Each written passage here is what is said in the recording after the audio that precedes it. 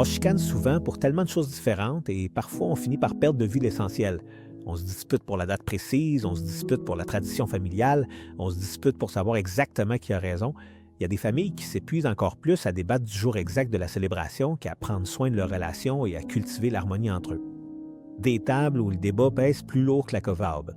Et au milieu de tout ça, ce qui compte vraiment reste dehors. Soyons parfaitement clairs. Jésus, selon les recherches historiques et les textes anciens, n'est absolument pas né le 25 décembre, ni même le 6 janvier, comme l'affirme la tradition de l'Épiphanie dans certaines églises chrétiennes historiques. Mais écoute bien, il n'y a pas non plus de certitude biblique. Il n'existe vraiment aucune preuve irréfutable dans les Écritures pour fixer sa naissance entre septembre et octobre, comme certains essaient de l'enseigner aujourd'hui et comme on l'entend parfois dans certains milieux.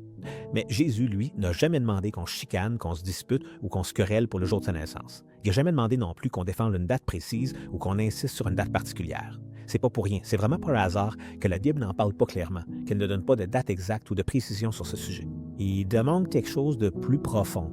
Jésus n'est plus dans la crèche. C'est plus le petit enfant sans défense de Bethléem. C'est pas juste une image attendrissante pour une période de l'année. Il est le Christ vivant, celui qui règne, celui qui transforme. Profite pleinement, apprécie sincèrement ta famille, savoure chaque bouchée de la bonne bouffe, célèbre avec joie la vie, mais ne reste pas à te chicaner inutilement sur la crèche alors qu'il veut véritablement être le roi de ta vie. Profitons de chaque occasion, même les plus simples, pour méditer profondément sur lui, sur son œuvre extraordinaire. La réalité, c'est qu'il est bel et bien né, il s'est incarné parmi nous et il le fait par amour, un amour immense pour toi et pour moi.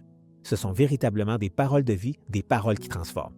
Cherchez d'abord le royaume de Dieu et sa justice. Tout le reste vous sera donné en plus. Matthieu 6, 33.